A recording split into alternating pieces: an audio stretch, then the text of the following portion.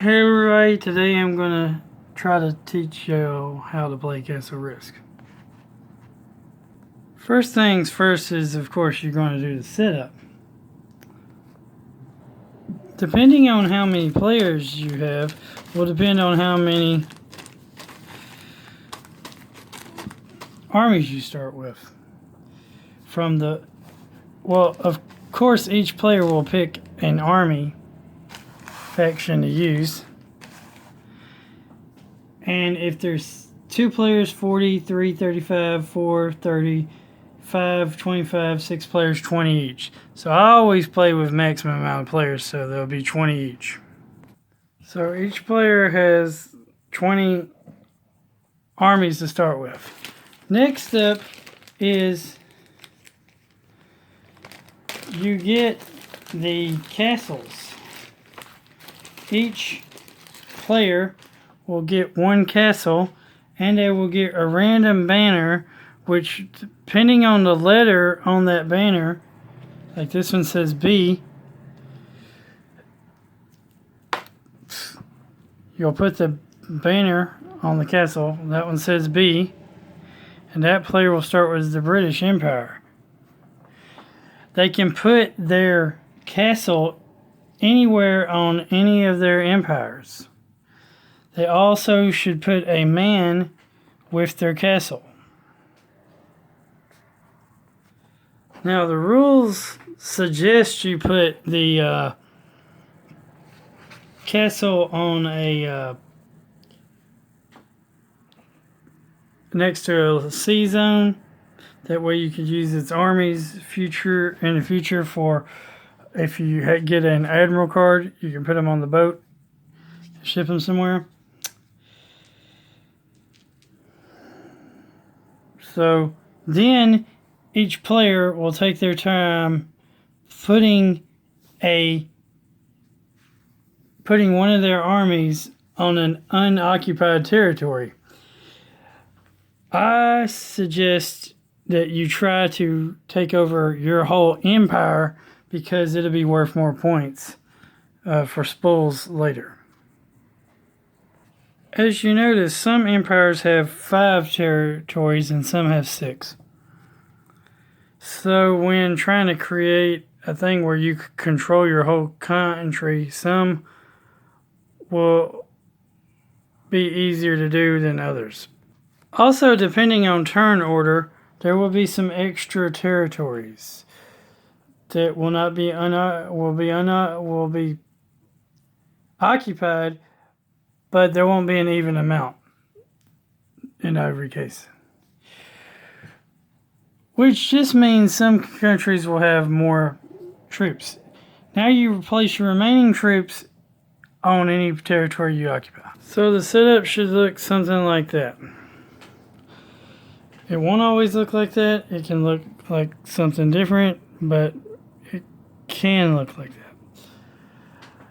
Next thing is, in this game, you'll have what's called secret armies. Secret armies are something you take a piece of paper and you write down any territory. You don't have to own that territory. You write it down on a piece of paper and you put it in your possession. Anytime you want to, if you own that territory, you can display those secret armies.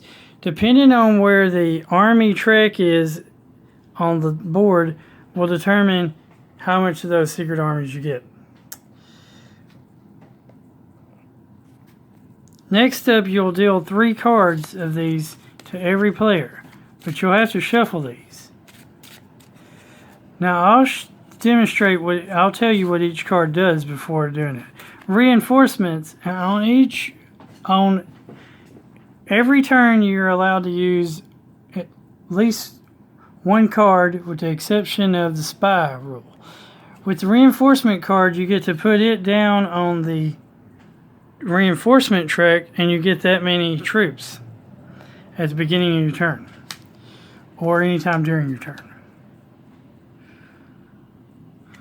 The Admiral card allows you to take the ship, let's say spaceship, it's not a spaceship, the ship, and take it and take men from a seacoast and ship to any other seacoast where they can attack. That's what the ship does, the admiral does. If you lose the battle, you'll lose your admiral. If you don't, you get to keep your admiral. The marshal lets you add 1 to your highest defense die. So you can use the marshal when you get attacked by the enemy.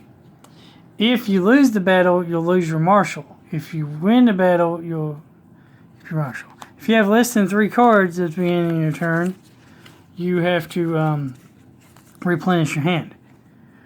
Then you have the general. He allows you to add 1 to your highest attack die. If you do have, when you attack someone, if you win the battle, you get to keep using your general for the next battle and so on. But if you lose your battle, you lose the general card. So those are the 4 cards. Then, of course, there's the diplomat card.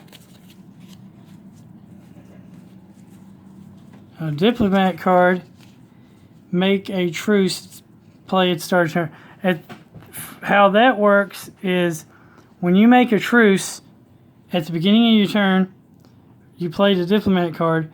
That means you cannot attack another particular player and they cannot attack you either. Then you have the spy card.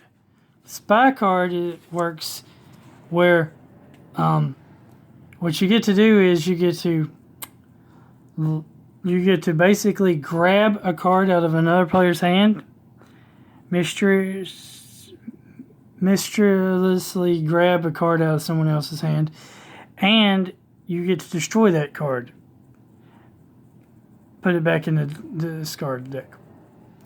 The draw pile deck. The discard deck, which once the draw pile runs out, you'll have that again.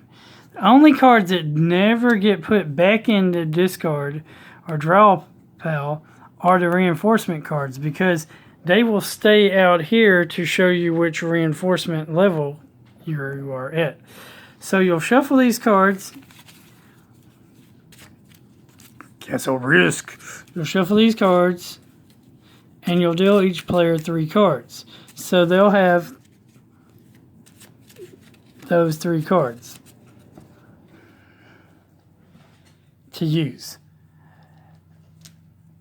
Whoever goes first uses in this game, you have white attack dice and red defense dice.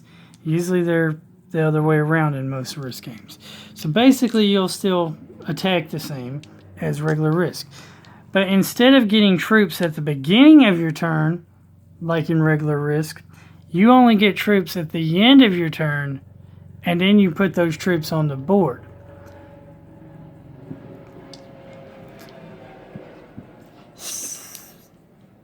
So, say the French's turn, and they want to attack this territory here.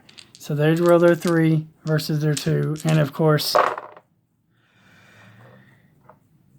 the highest number wins. So in this case, the attacker killed 2, and then you would be able to move up to 3, the amount you attacked with, or more, to the territory you just attacked from. And that's basically attack. It's simple. At the end of your turn, you'll get, once you decided to quit attacking, you will get spools. Now, if you do it, there's an exception to rolling 3. You can only roll 2 attack dice up against a castle. So that if you're attacking a castle, you can only roll 2 attack dice. After you finish attacking, now castles. If you do manage to capture a castle, which is the main goal of the game, is to capture all the opponent's castles. What you do is if you do to capture a castle, what you would do is you would take their banner and you would put their banner in your slot. Then all the men from that area, all the armies from the enemy armies would automatically, they go home. They quit fighting, whatever. Their castle's gone. They leave. You get to collect as many of their areas as possible. So let's just say, for example, I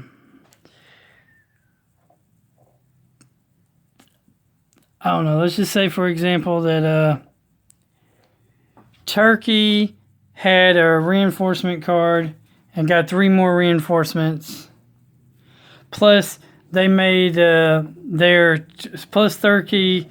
Let's just say, for example, Turkey had their secret army as Turkey, and they used it. Plus, were given 2 reinforcement cards at the beginning of the game in their hand, so they decided to put them all here, and they had an admiral.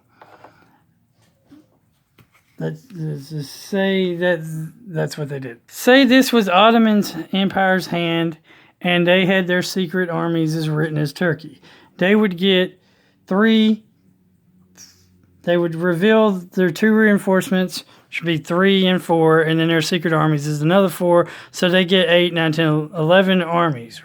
Then they'd use the admiral to put their 11 armies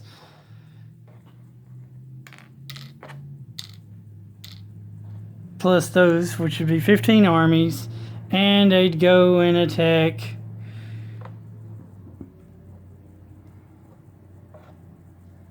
they could use this to attack anywhere. Say they attacked Marseille, which is the French, or they went all the way up here to the British Empire and they attacked the British Empire for some reason. They attacked it with 14 versus 5, and they won. Say they lost 5 armies in the process of doing it. So it was, say they lost even Steven trade-off 5 armies. This castle would disappear, and they would get to put the banner on their castle. Not only would that disappear, but you would remove all the troops off of the board here. And that player is eliminated from the game, not to come back. It would be sucky for something like that to happen early on in the game, but we're just using it as an example. Now they would take those 14 men they had that they gained from and they would try to put at least 1 on every one of the blue territories. If they were not able to, 3, 4, 5, 6, 7, 8. If they were not able to, then the other neighboring countries would be able to take territories over. The game basically continues in that manner until one person owns all the